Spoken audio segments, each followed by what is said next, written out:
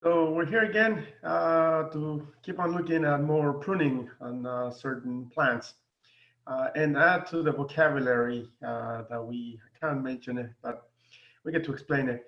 And I always like to see plants that are well cared for, such as the example that you see on the screen. It's a tree that's on 8th and Obispo. And when I first saw it, it was very unusual to see something that big of that kind. It's a rock fig. But it was obvious that somebody has spent a lot of time and a lot of money in making it look nice. So this would be a good example of a tree that was pruned properly. So later on in the winter, it was disguised as a Christmas tree, but it was pruned as well. And it carries out a yearly pruning. So they have to continue pruning it to make it look nice once it has started that pruning regime. But here you can see the beautiful branching, and that took a lot of time in selecting the branches that are in the proper area for the tree to look very this nice. Later on, when it was leafed out, it looked once again quite nice when it's full of leaf. And following year, I was kind of afraid because of the tenting and the termites. Luckily, the tree is doing very well now. So happy to say that. And so as you are going to be now looking throughout the city, you may find examples of pruning, good pruning and bad pruning, such as the case that we have here. On the left, we have a tree that looks kind of good. And on the right, we have something that was shaped into a weird form. So I'm not sure what is worse, to have the ugly tree that is in front of your house, or to come out every single day and see an ugly tree the first thing when you come out. Or there's going to be some squares or some cubes that we might have out there. We might have some of the mushroom shapes. We might have some of the shaggy on top, and or the basket, or a bunch of other things that people decide to make a topiary out of. This is really bad pruning on trees. Some of them will lend themselves, but most of the time it's done because, once again, it's easy for people to do something like that. Or you're gonna see the extreme abuse where they have taken a tree and they have literally stripped down of the natural form, stripped down of most of the branches, and all you have is a deformed individual that obviously does not look anywhere near as attractive as it should. I mentioned before the two main forms of trees. The excurrent, I mentioned when we were our last real lab, when we got rained out, and we were shaping those young trees right outside the unit. I mentioned that you need to select that main stem. The main stem that is going to go from bottom to top, and that is going to be your dominant stem, and everything else is going to be cut back. So that main stem is going to be also the highest point. So when you have the example of a tree with just one central leader, one central stem, then that is referred to as a decurrent tree. When you have a plant or a tree that is going to have a stem, but at a certain point, the lateral branches are going to fan out, but there is no one central leader, they're all dominant in their own form and shape, then that is referred to as a decurrent type of plant or type of trees. So it is very important, especially when the trees are very young. These are some of the trees that were I took a photograph before they got planted in front of the union when they were doing the construction. Be aware that the nursery does not do any kind of pruning. If they do any kind of pruning, it's so that they can clear the underside to make it easy for the people to water the trees, or to just keep them from getting too tall. So training and shaping the tree at this stage is going to be very, very important if you were to have something healthy in later years. And so that's when we have our first tree. And even having those lower branches removed is not good for the overall health of the plant. And so you have those trees that you can begin to select some of those branches where they're going to be in the appropriate location and get the tree in a good, healthy start. So that should begin as soon as possible when the tree gets planted. Obviously, when you first plant the tree, you need to remove any broken or damaged branches that may have occurred in the transportation from the nursery to the job site. And then if you don't do that, then you're gonna have something like this, a gigantic chaos of branches growing everywhere. Some trees will require a lot more work than others. So this is a Brazilian pepper and has probably never been pruned, has never been really cared for. And so you have branches that are growing everywhere. The concept of crossing branches does not apply because they're all crossing. And so it would require a lot of work, a lot of pruning, a lot of uh, damage to the tree to bring it back into shape. So you want to minimize such pruning when the tree gets older, when the plant gets older, and do it as soon as possible in several stages or steps. The other concept that you need to be aware of is the concept of topping a tree. And that is going to occur when gigantic branches are cut back. So this is really bad. Once a tree has been topped, it is going to decline and eventually is going to die. And unfortunately, many people will do this because the tree may be interfering with whatever they want, or just because they don't want to spend a lot of time pruning. So it's very easy for them to go every single year and just head back severely all of those branches. But be aware, this is going to be really, really bad for the plant. So this is called topping. And the Western chapter of International Society of Agriculture is definitely working towards not having this occur to any of the trees that we have. So this is really, really bad. So please do not top any trees. You want to make sure that at the end of those branches that there is some kind of younger or thinner branch that will go all the way to the end if you need to head it back or if you need to do any kind of reduction. But not this. This is really bad work. This is even worse. This is even a severe topping where they've taken the entire canopy of this very large tree. They left a few of these tiny branches just to get some foliage. And you have a really ugly stem that has gone through a lot of abuse and neglect. And you have a couple of leaves on top. I'm happy to say that these trees are no longer alive because it was just an abuse on them, and I'm glad that they're in heaven. So this is really, really bad. Here's some American sweet gums or liquid ambar, probably once again just cut, and there are going to be some buds that will may grow and creating this ugly looking lollipop. The other thing that you need, another word or words that you need to know are going to be witch's broom.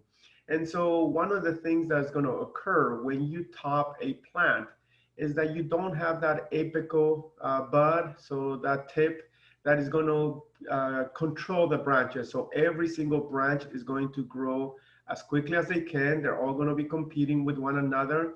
And so you have a very rapid flush of growth with branches that are going to be poorly attached, that are going to be subject to breakage by the wind. And so that is referred to as witch's broom because it kind of looks like that. And so can you bring this tree to a happy, great form? The answer is yes, but it will take a little bit of work, actually a lot of work. You will take several years, you will train it, you would cut some of these branches that are not in the right location, and then you come back the following year and do the same thing until within maybe a course of 5 years and 5, 6 different prunings, you may have this individual looking much better. The other thing that is very important is that when you're going to be pruning branches from trees, it is very important that you take extreme care in not to rip the bark. And that is going to be for the proper healing of some of these wounds. So what's going to happen is that there's going to be a very special area that is going to be responsible for healing a, uh, a wound. So what happens here, if you are going to have a need to remove some of these larger branches, there is a very special area known as the branch collar. And you can see it right here. There's the margin of the branch collar and the branch. And you can also see it here on a branch that was removed several years ago. So the branch collar is going to be part of the stem. And so you don't want to injure the stem or the trunk of the tree. You want to remove the branches. And so if this is a large branch, which we can definitely see, it is highly recommended that you remove it in 3 steps. The 3 steps are going to ensure that the weight of the branch does not rip the bark as it happens to fall. So 3 steps. Step number 1, you're going to cut the underside of the branch and you're going to go halfway. So that's going to ensure that when the branch begins to fall, it's not going to rip underneath it. The second cut is going to completely remove the branch from the top. So as you are going to be starting to cut here, it is not uncommon for it to snap off, but once again, preventing the ripping of the bark. So as you are now, as you remove the branch or as the branch falls down, you're going to have a stub. So the final cut is going to be a clean cut where you're going to be cutting that stub away from the branch collar ridge. So later what's going to happen is that the branch collar is going to have those very nice and special healing tissue that will begin to close that wound, as you see here with another plant a few years later. So there is the healing of this wound until with time, the wound is going to be completely closed, sealed off from the elements, and the plant is going to be happy and safe. So that is very important to have proper healing if you are to remove large branches from any plants or specifically trees. Here we have some serious topping. This is a Chinese elm with a little bit of growth, but you can see where large branches were removed and just leaving a couple of sprigs of growth. Here's a different example, also really bad topping job. And here's even another example. Here's a couple of them where they have at least left some of those smaller branches. So this is a little bit better, but not perfect, better than the previous photograph. So you have some of the largest branches that branch into smaller branches, and eventually you have some of the thin branches that will help the tree out. This is recovering from some damage. And here I would say this is a lot better. So still the same plant, but now you see a beautiful branching pattern, and you see the diameter of the branches growing from the main stem until they narrow down to the tips. And that's what we want. We can remove some of those if we wanted to lower the height, but we need to have all of this present to have the tree happy and healthy and safe. And here is another individual where you see the beautiful branching patterns and the different girth leading from the stem to the branch, and they thin as they get to the tip of that tree. And here is a very good pruning job where somebody has done some good pruning and they have left the tree with a natural form and it's well cared for. This is not good. This is Canary Island pine. And later on, we're going to talk about conifers and with very few exceptions, and that is being the Canary Island pine. Most conifers are not going to grow out of old wood or old branches. And this is the exception where it can be severely massacred and abused, such as the photograph you see. And you will see some of the leaves that will recover. And it's not going to look as nice, but it'll survive for a few more years. Here's something worse. So they just left tiny stubs as the lateral branches. Or we have here one where they have taken away that single stem. So this was an excurrent plant. And so at some point they chopped it up and you see the branches that begin to fall, fight for dominance. And you have kind of a nice pattern, but it's recovering from certain damage that was done somewhere in the past by removing that central leader and having those branches compete. This is a mulberry and has been topped and it's not doing well. And here's eucalyptus, which are always abused where they have left no branches and just the stems. The other word that you need to know is known as pollarding.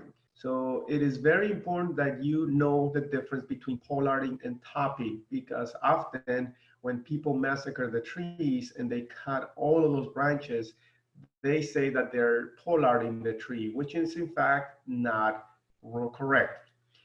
Pollarding is done from the beginning. So it is done from the design. So somebody designs a landscape and they decide that they are going to put certain trees that are going to be pollarded. And so it is known from the beginning that those trees are going to go through an extensive regime of pruning. And so what happens is that a tree gets planted, and after a certain height, whatever that is called for in the design, the pruning will begin, and the pruning will continue on a yearly basis. And so what's going to happen, because the trees get used to being pruned on a regular basis, they are going to create a reservoir of callus and tissues and energy reserves, which is what we have here. All this, I'm going to say, grotesque growth is energy that the tree kind of puts there, because from the very beginning, this tree has been subject to severe pruning, so it got used to it. And so it has the energy to survive. When you top the trees, you don't see this growth. And so that's why it is a tree. When you top a tree, it will literally starve to death because it has no reserves. So here you can see where the branches come out every single year, and every single year they have to be pruned. So whatever growth comes out that year or that season, that's spring, needs to be pruned in the winter. And that is going to be the annual regime of pruning it to these knobs every single year. And so here we see all of that. So you don't see this kind of grotesque growth on trees that have been topped, because they're not pollarded, not being pollarded. And so individuals that have been pollarded are going to be resistant because they're used to that severe pruning regime every single year. Here's one of the better examples. This is in Sacramento, and it's one of the court buildings. And you see sycamore trees planted from the beginning. They were to be pollarded. So you see where this tiny branches or this thin branches, that is the current year. So that grew in the spring. You see there's no leaves, so this is winter. So they will have to be pruned back to the knobs every single year. And so here is where you have those knobs, and going through there and removing those would be a yearly pruning practice. That's going to be very important, and keep the same shape and form that was intended from the design stand, from the design. And so here's a different view.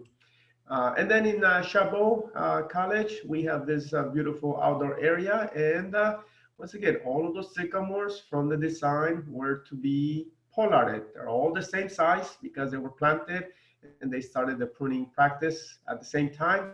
And so here we have individuals that have gone through its pruning cycle. So they've taken away all of those branches, and now they're going to be sprouting a few more in this growing season. So that is going to be pollarding, which once again, it is different than topping.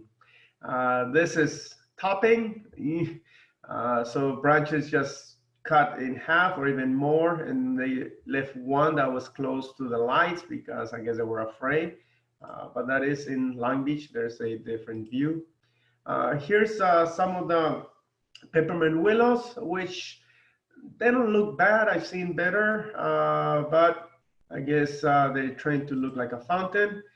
Here is a jacaranda, and at some point, somebody decided to leave a nice branch, lower growing branch that kind of arched towards the entrance of the house. That kind of looks nice, and that was decided by somebody. Or here's a olive tree. And olive trees are known for having a lot of shoots coming from the bottom of the stem. And so instead of removing them, they simply created some kind of formal or hedge with the suckers or the shoots that come from the dormant buds of the stem. Here is a oak tree, very nice. This is in Long Beach, North Long Beach. So you see beautiful branching patterns, and you see beautiful canopy. So very nice pruning job. Here is a hackberry during the winter. And once again, you see a beautiful silhouette and beautiful branching on this tree. So very nice pruning job.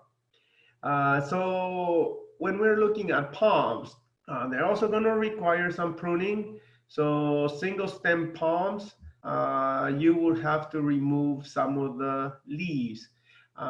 Keeping in mind that there's going to be some palms, such as the king palm, that it's going to naturally shed their leaves, so you don't really have to prune them.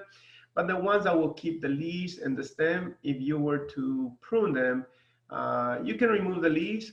It is highly recommended that you draw a line across the head or the canopy of the palm, and you cut the palms that are below that line.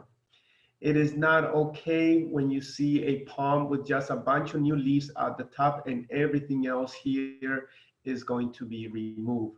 That is going to hurt the palm. That is going to rob it of the leaves that are important for photosynthesis, and it's not going to be healthy for the palm. So kind of draw a line, and any of the branches that happen to be below the line, any of the leaves, those are the ones that you need to remove. Here we have a date palm, and again, beautiful, nice, round shape, and all of those leaves are dead. So you draw the line, you can see that you're going to have some leaves that are going to be parallel to the ground, which is great. You don't just want to have the ones that are going to be pointing up. And so all of these dead leaves and some of the green ones that are dying can be removed, and still you have a very nice, almost half a circle shape on this palm. When you've done it, it may look something like this. I think they could have left a few more, but it still has a very nice shape and not just a few, 2, 3, or 4 leaves that are going to be facing up. Here's a pygmy date palm, and once again, just draw across and keep some of those, and the ones that are facing up, and take away the ones that are facing down. Here we have where they have done a little bit too much. So the queen palms, they left 3 looking up. They could have left a few more. And even our Livistonia here, Australian fan palm, they could have left a few more. The reason why they do such drastic pruning is because they don't want to come back in several years. And so they do remove as many leaves as they can, and that's good for maybe 3, 4, 5, 6 years. So that's why. Please do not do this. So they cut the leaves on a palm in half. I don't know why. It's probably because of the light. And or they cut the Mexican fan palms only on one side. That is very bad pruning, and I'm surprised somebody got paid for this, but it was done out here in Long Beach. So if you need to remove the leaf, remove the entire leaf, or as I would say, perhaps this might be a plant that is not in the right place and it's probably better to be removed. When you are going to be pruning the palms, make sure that you do not injure the stem. So here is the Canary Island date palm, and they kind of look like a pineapple because they're shaped to be like that. But it's very important that you leave the bases of the leaves. And as you see down here, it keeps getting more narrow and narrow to where we have some serious damage to the stem. That is really bad because that is a site for a disease that is going to cause this entire head to literally drop. And we're talking about a lot of thousands of pounds of palm that is going to land on a car or a house or somebody. So that is not good, and it's called crown failure on a palm. And you might hear it on the news, or you may have heard about it. So that is because they are going to be trimming the leaves, but in the process, they are going to get a little bit too close and injure the stem. As you can see right here, we have a very narrow area right here, thicker on top, thicker on the bottom top, sorry, and then very slender stem. So at some point, somebody did some really serious damage on this palm, and I'm amazed it's still standing. But it's there, so hopefully it'll not gonna break. But that's a potential size, so be careful. And here's a really good Mediterranean fan palm. So I mentioned that the only pruning for single stem palms is just going to be those removing of those leaves. But for some of the naturally clumping individuals, like the Mediterranean fan palm, you can lower the height, and that is by removing entire stems. So there's going to be younger stems that will come from the base. So you can select individuals that are in the right location. And if they get too big, just cut them at the base. You don't want to cut them in half. And then select another one that will take its place in a few years. So if you wish to lower the height on a palm, it can only be done with the clumping individuals. And that is going to be by selecting younger stems. And so here is probably one of the best Mediterranean fan palms that I come across in Long Beach. That has been done quite well, very nicely trained. And you can also see the leaves. It's not just on top. There's some leaves growing on the side. So very nice. And so with that, I think I will leave you. I will post this, and we'll post some more photographs. So have a good day. Bye.